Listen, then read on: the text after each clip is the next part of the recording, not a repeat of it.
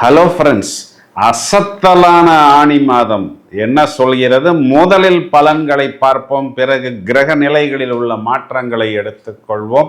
கடகராசிக்கு பலன் சொல்றதுக்கு தான் ரொம்ப நேரமா காத்துக்கிட்டு இருக்கிறேன். என்ன அப்படின்னா, 10ஆம் இடத்தில் இது நாள் வரை திக்பலத்தில் இருந்த செவ்வாய் 11ஆம் வீட்டுக்கு வரப்போகிறது, லாபத்துக்கு வரப்போகிறது. அவர் 10ஆம் வீட்டில் இருந்த பொழுதும் சொந்த வீட்டை பார்த்து கொண்டுதான் இருந்தார். சொந்த வீட்டில் இருந்துகிட்டே சொந்த வீட்டை பார்த்தார். லாபத்துக்கு வரும் பொழுதும் அவர் சொந்த வீட்டை கண்டிப்பாக பார்ப்பார். செவ்வாய் லாபத்துக்கு வரும் பொழுது முதல் தரமான ராஜயோகத்தை கடகத்துக்கு கொடுத்தான் ஆக வேண்டும். குறிப்பா ரொம்ப நாளைக்கு அப்புறம் கடகராசிக்காரர்கள் அந்த லாபத்தை கண்டிப்பாக பெறுவார்கள். அது குழந்தைகளாக இருக்கலாம், குழந்தைகளுடைய தொடர்புகள், கல்வி, படிப்பு, வெளிநாட்டு பயணம், இடம் விற்பது, தொழில் சம்பந்தப்பட்ட விஷயம், மெயினாக சகோதரர்களுடன் இருந்த அந்த சின்ன சின்ன பிரச்சனைகள்லாம் விலகி குறிப்பாக அந்த பூர்வீக இடத்துக்கு ஒரு நல்ல மதிப்பு பெற்று நிறைய கடன்களை தீர்ப்பது, இவர்களுக்கென்று தனியாக ஏதாவது ஒரு விஷயத்தை, ஒரு பொருளை வாங்கி கொள்வது, ரொம்ப நாளைக்கு அப்புறம் ஒரு சந்தோஷமும் சமாதானமும் கண்டிப்பாக கடகராசிக்காரர்கள் பெறுவார்கள். இப்போ ராசியில் குரு உச்சம் அப்படிங்கும் பொழுது ஒரு ஒளிமயம், ஒரு ஞானம், ஒரு தேஜஸ், ஒரு முதிர்ச்சி, பலரை ஊக்குவிக்கக்கூடிய, பலரை வழிநடத்தக்கூடிய அமைப்பு, இதெல்லாமே கடகராசிக்காரர்களுக்கு ஏற்படும். ராசியில சுக்கிரனும் வந்து அமர்கிறார். அவர் நம்ம ராசிக்கு பகை கிரகமாக இருந்தாலும் அவர் நமக்கு லாபாதிபதி.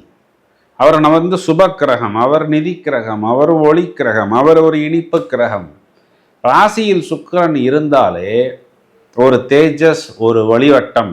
ஏற்கனவே நான் சொல்லியிருக்கிறேன், 100 ரூபா கொடுத்தா கூட ஹீரோயினா நடிக்கிறதுக்கு ரெடி அப்படின்னு சொல்லக்கூடிய அளவுக்கு ஒரு பிரகாசத்தை, ஒரு ஈர்ப்பை ஏற்படுத்துவார். இதை வந்து நம்ம பாசிட்டிவாக எடுத்துக்கொள்ள வேண்டும். இதை வைத்து நாம் வரக்கூடிய நல்ல விஷயங்களை கிரகித்து கொள்வது, புது வியாபாரங்கள், புது சந்தர்ப்பங்கள், புது வாடிக்கையாளர்கள், புதிய வாய்ப்புகளை நாம் ஏற்படுத்தி கொள்ள வேண்டும். இப்போ ராசியில் சுக்கிரன் வந்தாலே அட்ராக்ஷன் தான். அது எல்லா விதமான அட்ராக்ஷனையும் ஏற்படுத்தும். ஆண்களுக்கு பெண்கள் அட்ராக்ஷன் கொடுக்கும், பெண்களுக்கு ஆண்கள் அட்ராக்ஷன் கொடுக்கும். இப்போ அந்த சுக்கிரனுக்கு வந்து இவர் திருமணம் ஆனவர் ஆகாதவர் அப்படின்லாம் தெரியாது. ஓவராலாகவே ஒரு எனர்ஜி கொடுக்கும், ஒரு டானிக் கொடுக்கும், ஒரு ஈர்ப்பு கொடுக்கும். நல்ல விஷயங்களை எடுத்துக்கொண்டு நாம் பயணிக்கும் பொழுது அது லாபமாகவும் வெற்றியாகவும் ஏற்படும். தேவையில்லாத விஷயங்களை நாம் ஈர்த்து கொண்டு அவர்களுடன் பயணித்தால் கண்டிப்பாக அது வேலியில் போகிற வானத்துக்கு மடியில் போட்டதுக்கு கணக்காகிவிடும்.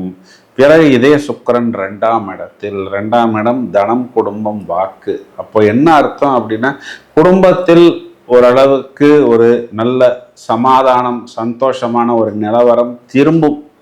நிறைய கடகராசிக்காரர்கள் இது நாள் வரைக்கும் குடும்ப வாழ்க்கையில் கொஞ்சம் ஒரு பிரச்சனைகளும் பிணக்கமும் இருந்ததனால் ஒரு சந்தோஷம் இல்லாமல் இருந்தார்கள். இதையும் தவிர உங்களுக்கு கொடுத்த வருமானம் வரும், கொடுத்த வாக்கை நாம் காப்பாற்றக்கூடிய அளவுக்கு நமக்கு ப்ளஸ் பாயிண்ட் அப்படிங்கிறது ஏற்படும். அப்படின்னா என்ன அர்த்தம்னா, கொடுத்த வாக்கை நாம் ஹானர் செய்யக்கூடிய அளவுக்கு பேமெண்ட் நமக்கு வரும்.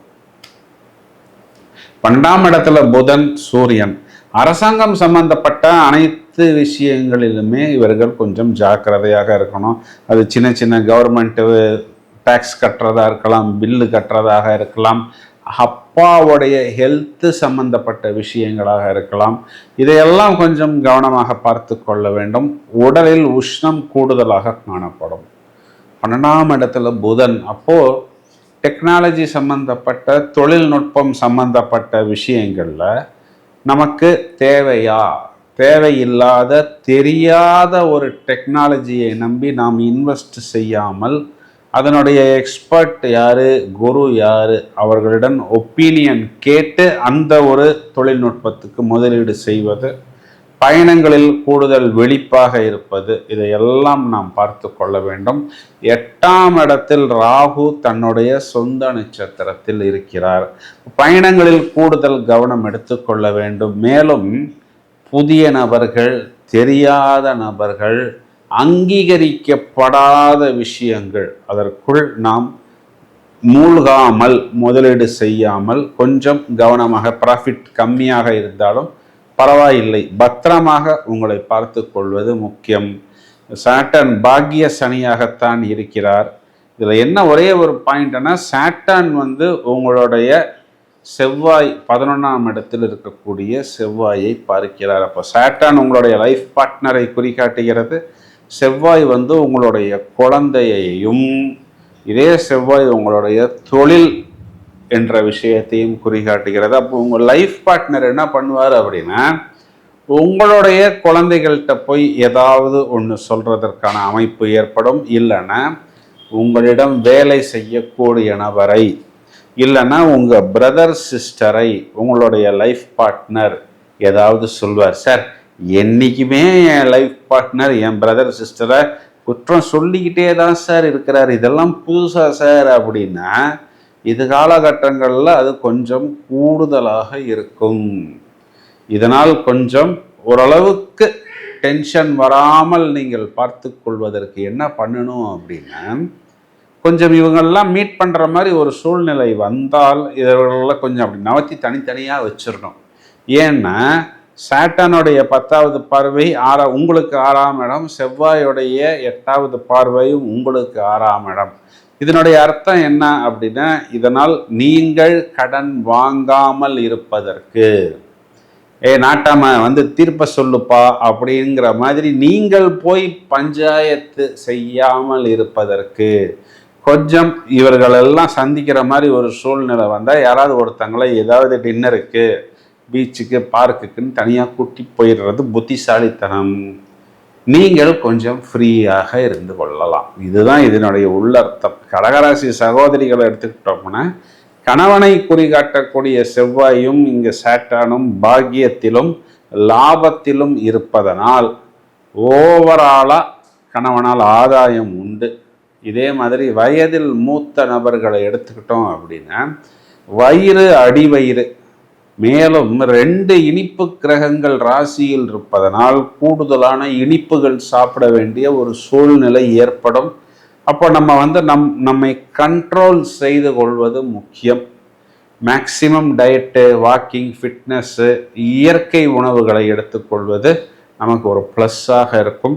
மாணவர்கள் என்ன தவறுகள் செய்யலாம் அப்படின்னா, தேவையான விஷயத்தை படிப்பதை விட்டு தேவையில்லாத நெட்டில் இருக்கக்கூடிய விஷயங்களாக இருக்கலாம், இல்லைன்னா ரெஃபரன்ஸ் புக்கில் இருக்கக்கூடிய விஷயங்களாக இருக்கலாம், இதையெல்லாம் படித்து வைத்திருப்பார்கள். ஆனால் அதெல்லாம் நமக்கு தேவைப்படுமா அப்படிங்கிறத மட்டும் 1க்கு 2 முறை பார்த்து கொண்டால் போரும். கண்டிப்பாக கடகராசிக்கு லாபம் என்பதை அங்காரகன் என்று சொல்லக்கூடிய செவ்வாய் ஜீவனத்திலிருந்து லாபஸ்தானத்தில் மேலும் மேலும் அபிவிருத்தியை கொடுப்பதற்கு தயாராக இருக்கிறார். இப்பொழுது நாம் இவ்வளவு நேரம் பார்த்த இந்த பலன்களுக்கான கிரக நிலைகளை எடுத்துக்கொண்டால், ஆனி மாதம் அதாவது ஜூன் 15 சூரியன் என்ற கிரகம் மிதுனராசி மண்டலத்துக்குள் நுழைகிறார். ஜூன் மாதம் 21ஆம் தேதி செவ்வாய் என்ற கிரகம் மேஷத்திலிருந்து ரிஷபத்துக்கு சஞ்சாரம் செய்ய இருக்கிறார். ஜூலை மாதம் 1ஆம் தேதி புதன் அப்படிங்கிற கிரகம் கடகத்துக்கு சென்று வக்ரம் அடைந்து திரும்பவும் மிதுன ராசியில் அமர்கிறார். அதே மாதிரி ஜூலை மாதம் 5ஆம் தேதி சுக்கிரன் என்ற கிரகம் குரு சுக்கிரன் சேர்க்கையாக கடகத்திலிருந்து வெளியே சிம்ம ராசி மண்டலத்துக்குள் நுழைகிறார். இந்த கிரக மாற்றங்கள்ல மெயினான ஒரு விஷயம் என்ன அப்படின்னா, சாட்டர்ன் என்ற கிரகம் செவ்வாயை 3ஆம் பார்வையாக தனது விஷ பார்வையால் பார்க்கிறது. சாட்டர்ன் என்ற கிரகத்தின் 10வது பார்வையும் செவ்வாய் என்ற கிரகத்தின் 8வது பார்வையும் தனுர் ராசி மண்டலத்தின் மேல் விழப்போகிறது. இது 2மே விஷ பார்வை தான். சார், நீங்க சொன்னது எல்லாமே நன்றாக இருந்தது, இன்னும் கொஞ்சம் சொல்லுங்களேன் என்றால், இந்த சனி செவ்வாய் பார்வை என்ன செய்ய போகிறது என்பது வழக்கம் போல் 12 ராசிகளுக்கும் பட்டையை கலப்புவதற்கு, புட்டு வைப்பதற்கு நாங்கள் தயாராக இருக்கிறோம். அதற்கான காணொளிகளும் தயாராகி கொண்டிருக்கிறது. தொடர்ந்து இணைப்பில் இருங்கள். இந்த பதிவை உங்களது நண்பர்களுக்கும் உறவினர்களுக்கும் ஷேர் செய்யுங்கள். வாழ்த்துக்கள். Thank you friends.